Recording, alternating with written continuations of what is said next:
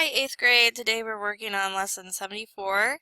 The learning outcomes are format numbers, use formulas, use functions, create a worksheet with functions and formulas. So 74A is dealing with formatting of numbers. So it says that when numbers are keyed into a worksheet, the software formats them as general, the default format. As you learned in the previous lesson, you can use features in the number group to change the format to a more appropriate format. In this activity, you will use the formats you have learned as well as others that are available.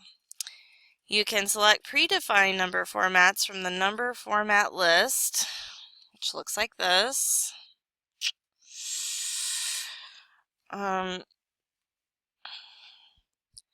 If the predefined format doesn't provide the desired format, click the Number Format dialog box launcher at the lower right of the number group to open the Format Cells dialog box with the Number tab displayed. You can select the desired number format in the category list and then select additional formatting choices from any options that are shown to the right of the category list. You can also access the dialog box by selecting More Number Formats, which is right here. This is what the dialog box looks like.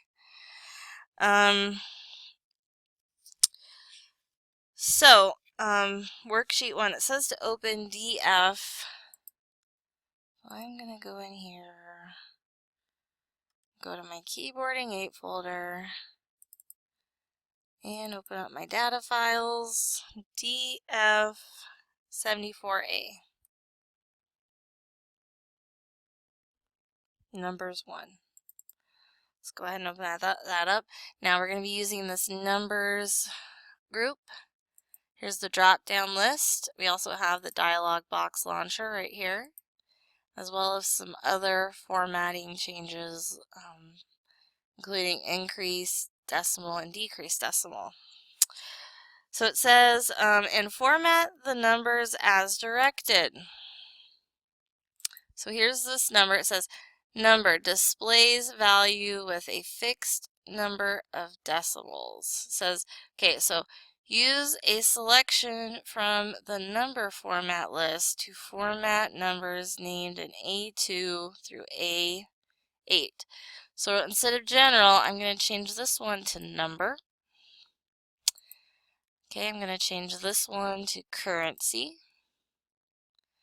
Displays a value with $sign, 2 default decimal places and comma separators. So we have a comma now and the .00. And this one is accounting. Same as currency, except the $sign and decimal points are aligned vertically in the column. Next, we're going to change this one to short date. Displays values with slashes in the date format. We're going to change this one here to long date. Long date displays value in day, month, and year format. And then we're going to change this one to percentage. Displays value times 100 with a percent sign with no decimal places. Well, we have decimal places. Should be with 2 decimal places. Okay, this one's going to be fraction. Displays value in equivalent fraction form. Now it says, use one or more commands from the number group to format values in A10 through A12.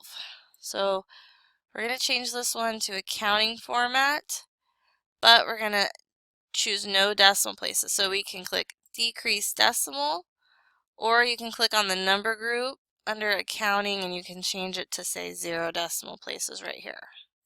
Okay. Percent style with 2 decimals.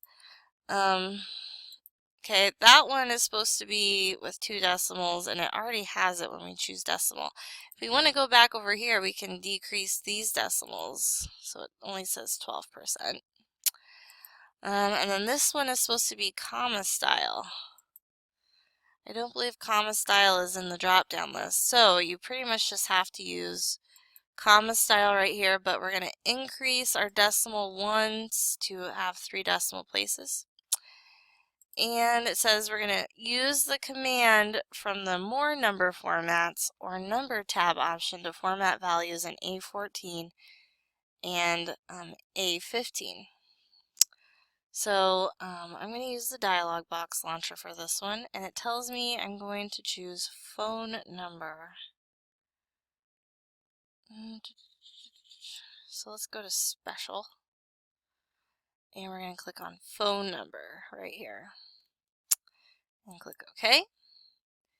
And then this one is social security number, so we're going to click on the launcher also, and choose special, and we'll select social security number, and it should change it to the proper format. Alright, it says when we're done to save it as, let's go to our Keyboarding 8 folder, Chapter 11, and we're going to name it 74A Numbers 1, save and close. Alright, next it says we're going to open up worksheet number 2. So I'm going to open up my data files right here, and we're going to go to DF 74A Numbers 2. Alright, step 2, it says to format cells in A1, so I'm going to click in A1 to A7, using the number format with 3 decimal places and comma separator. So I'm going to go to the number format. I'm going to click the dialog box launcher, and it says we want 3 decimal places and use a comma separator, which is this checkbox right here. Click OK. It says to format cells in B1 through B7 using the currency format with 2 decimal places. So let's click on currency. And it has 2 decimal places, so we're okay. Select cell C1 through C7 using the accounting format with no decimal places. So I could just click right here. I know this is the accounting format, and I'm going to decrease the decimals so that I have no decimal places. Okay, and then D1 through D7 for step 5, it says use the percentage format with 2 decimal places. So I'm just going to click on percentage style right here, and I'm going to increase my decimal places by 2. Alright, step 6 says format cells A9 through D9 using special type phone number. So I got to click on the launcher. We'll go to special, and we'll choose phone number. Okay. Let's see. A10 through D10 is going to be special social security. So we're going to select that, click on the number launcher, special social security number, and format A11 through D11 as the short date format. So we could click here and go to short date. Okay. And then turn your page. Let's see, it says format A12 through D12 as the long date format. There we go. And then format cells A13 through D13 using a special date type. So I'm going to click on the number launcher and go to date. And I'm going to choose the one that looks like this. Okay, and click OK. Then it says to save the workbook as 74A Numbers 2. File save as. Let's save it in our Chapter 11. Get rid of the DF. And we'll save. Okay. Alrighty. Next, we're going to be talking about formulas. Formulas are equations that perform calculations on values in a workbook. You can key formulas to add, subtract, multiply, and divide numbers. To enter a formula to solve math problems, select the cell in which the answer is to appear. And you always are going to key an equal sign to indicate that the following text and numbers will be a formula. Enter the formula and then tap enter or click the enter icon on the formula bar. The formula will appear in the formula bar and the answer will appear in the cell as shown in figure 11.10. So here we have a formula, which the formula is going to appear in the formula bar, and the result will appear down here in our worksheet in the cell. Okay, so what this formula is doing is it is taking cell B3, which is the 289.5, and it's subtracting B4, the $50, to give us how much profit we've earned. Okay, it says formulas are equations that perform calculations on values in a worksheet. Always begin formulas with an equal sign in order of solving. Calculations are that are inside parentheses are always calculated first, then multiplication and division, followed by addition and subtraction. All right. So, it says in this activity you will use formulas to calculate dollar amounts and percentages related to games, food, and t-shirt sales at a school festival. So we need to open up DF 74B Festival. And at, let's see, it says at the festival, 25 t-shirts were sold.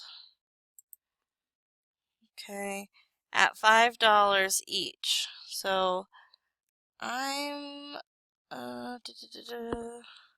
to calculate the receipts for t-shirts, says key the equal sign for this formula, and then 5, and then the multiplication sign is this asterisk symbol. It's either shift 8 or it's above the 9 key in the number pad. So 5 times 25. So they cost $5 and we sold 25. Okay, and then press enter. Okay, so 5 times 25 is 125. As you key the formula, it will appear in both the cell and the formula bar. Tap enter or click the enter icon on the formula bar. The answer, 125, should appear in the cell. Okay, we're going to turn the book over, or turn your page. We're on 363. It says the t-shirt costs were $3 each. So in cell D4, we're going to type the equal sign 3 times 25 and tap enter. So 75 should appear in the cell. Alright, it says in cell E3, we're going to calculate the total receipts from games, food, and t-shirts by keying the following formula. So we're going to be using cell reference. So what I like to do is I'll type my equal sign, then I'm going to click in cell B3, add the plus sign, then click in cell C3, add the plus sign, and then click in cell D3. Okay? Or you could type in B3 plus C3 plus D3. I mean, you could type that in, but I like to click in the cells. Notice that each cell then is designated a specific color for this formula. Okay? I'm going to hit enter, and it says that the answer should be 763.25. Says that in cell E4, we're going to enter in another formula to calculate the or to find the total expense for games, food, and t-shirts. So we're going to do the same thing. Equal sign. We're going to add up our expense row. 50 plus or B4 plus C4, the 151.33 plus 75. And we're going to press enter. So the answer should be 276.33. It says profit is the amount of money from receipts that is left after expenses are paid. To find the profit, in cell B5, we're going to key the following formula. Equal sign, cell reference B3, minus our expenses, B4, and we're going to tap enter. So the profit from the game should be $239.50. In cell C5, we're going to enter in a formula as well. So we're going to do equal sign, receipts minus our expenses. Tells us how much money we have left. In D5, enter a formula for profits for t-shirts. So equal sign D3 minus D4. Enter. Okay. And then it says in E5, enter a formula to find the total profit. Okay, so what we can do here is we're going to take equal sign 763 minus our expenses. So our total profit is $486.92. Okay. Step 8 says in cell F2, we are going to type t-shirts %. Okay. If needed, apply bold and center alignment. It's already bold and it already is centered. Okay. If you want to record the percentage of total profit that came from t-shirt sales in cell F5,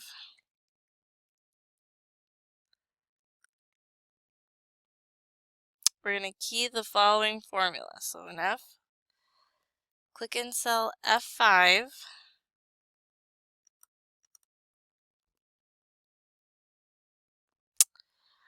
type in an equal sign, then 50, backslash is the divide sign, and then E5. Okay, and then hit enter. So it says that the answer should be 0.102686. It says to format cells B3 through E5. So click in B3 through E5. Using the accounting number format with 2 decimal places, which ours has 2 decimal places, and format cell F5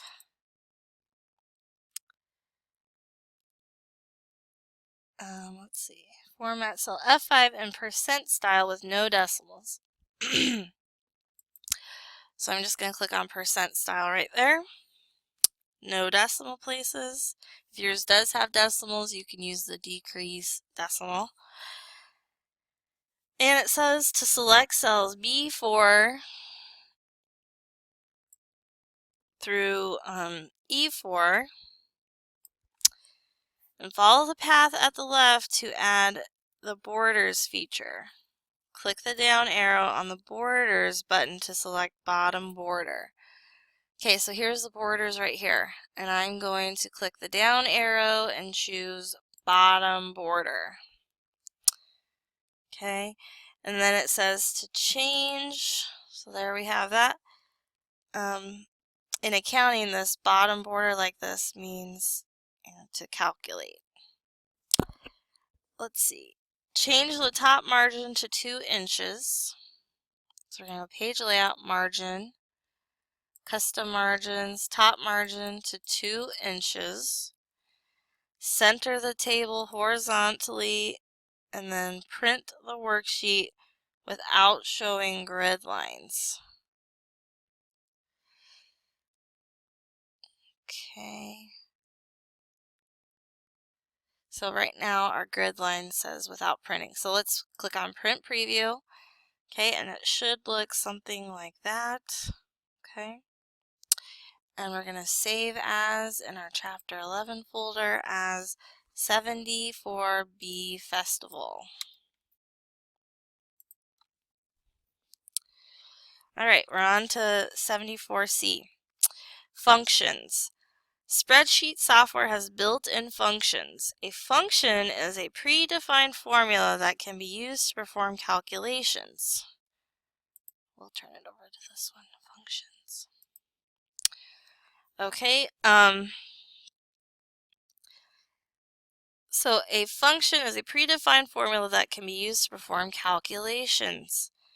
For example, the sum function is used to add numbers. Other commonly used functions include the average function, which finds the average of a range of cells. The count function counts how many entries are in a range of cells.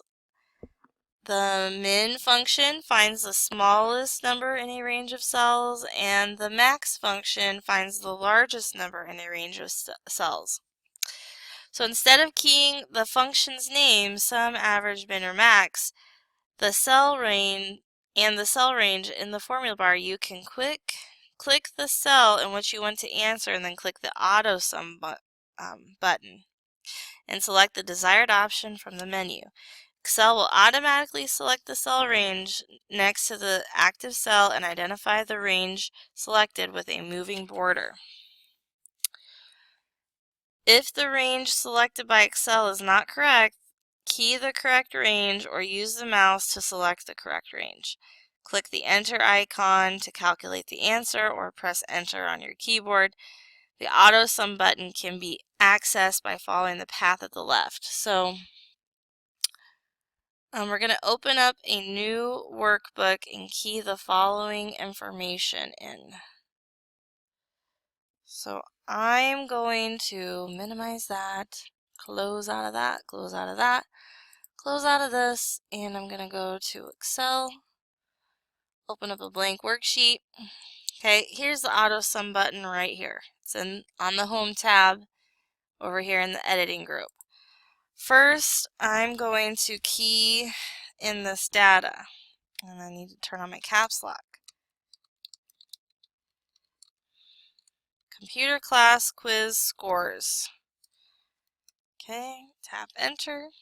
I'm turning off my caps lock now, and I'm going to type in name, quiz 1, quiz 2, quiz 3,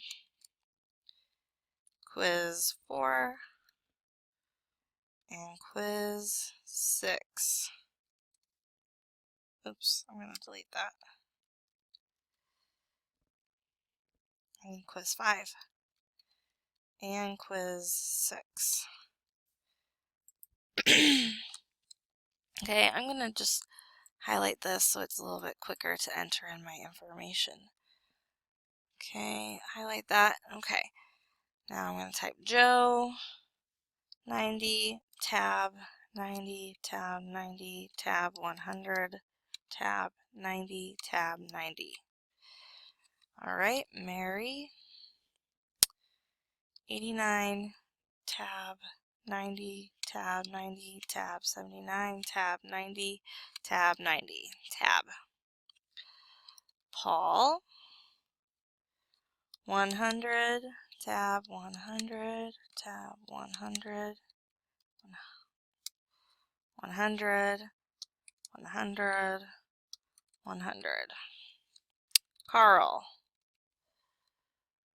100, tab, 80, tab, 90, tab, 100, tab, 90, tab, 90. And then Sue, 90, tab, 100, tab, 100, 100, tab, 100, tab, and then 80. And Twyla. 90, tab, 90, tab, 90, tab, 80, tab, 80, tab, 80. All right, so it says to center the title across the columns A through G. So I'm going to use the merge and center for this, and apply 12-point bold to the title, and then it says to center, align, and bold the column headings in row 2. So I'm going to highlight this, center, align, and bold the column headings in row 2.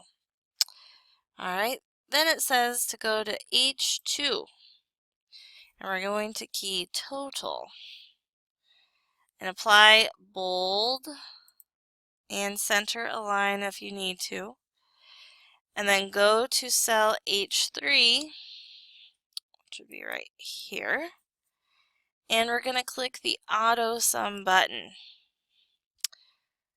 Okay, or click the down arrow, make sure you choose sum. Mine, when you click Autosum, usually it already automatically chooses sum. Verify the range of cells in the formula is correct. If not, edit the cell range. So ours is correct. We want it to be from B3 to G3. We don't want to select Joe, and Excel knows not to do that. However, if yours is not correct, how you do this is you simply just click and drag to select your correct range. And we're going to tap enter, or click the enter icon to calculate the answer, which should be 550. Now it says you can copy and paste formulas to one or more other cells by using the copy and paste commands. The formula will adjust to contain cells for the new cells. To copy the formula in cell H3 to H4 through H8, we're going to select H3 and click copy. Okay.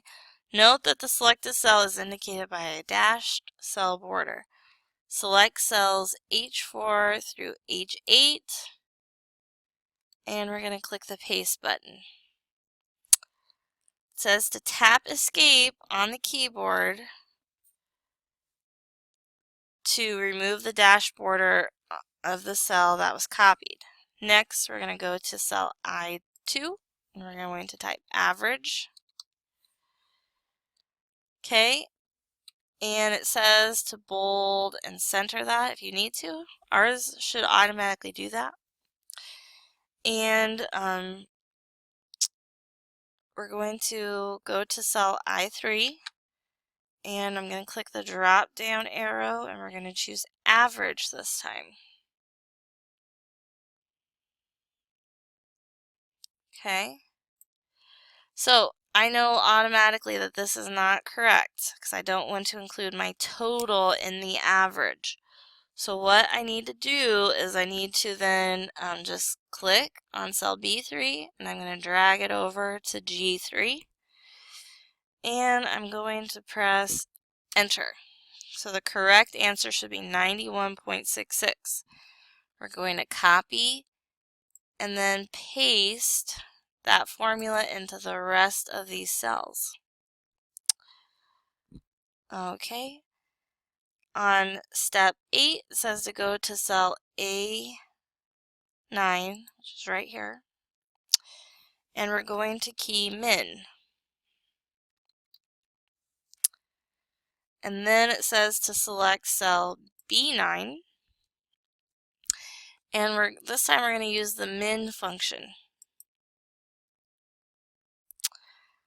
Okay, so for A9 or for B9, you should have the min function, which will find the smallest number in cells B3 through B8. We're going to tap enter. Okay, the correct answer should be 89. And we're going to copy and paste the formula from B9 to C9 through G9. So I'm going to click copy and I'm going to paste. Alright. So now this row tells us all of the smallest numbers in each of these columns. Okay, in cell A10 it tells me to type max. And then in B10 we're going to use the max function. So I know I want to choose max, but I do not want to include my min. So I'm going to select the range for B3 through B8, and then I'm going to press enter. So the correct answer should be 100. And I'm going to copy this cell, and then I'm going to select the range here, and I'm going to click paste.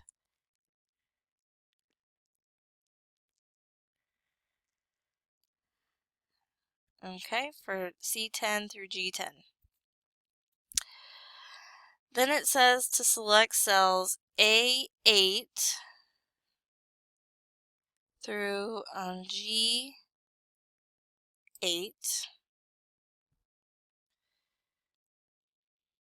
And we're going to apply the bottom border.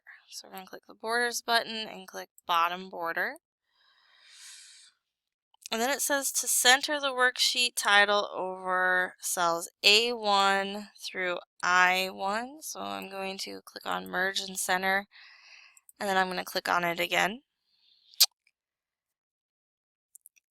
It then says to change the top margin. So we're going to go page layout, margins, custom margin.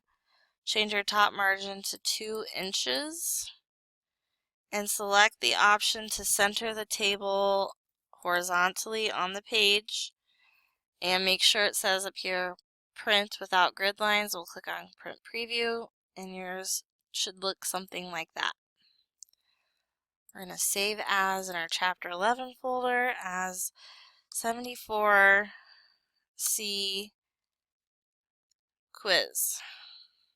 Save. Okay, complete the checkpoint. It says to ask a classmate to check your work, make corrections, and print the worksheet. We're going to be turning ours into Schoology, so you do not need to print. Okay, and then I'm going to have you guys complete 74D on your own. Okay, so you're going to use the skills that we just used and learned in the previous lesson to do 74D on your own. Good luck, and when you're done, please turn your work into Schoology.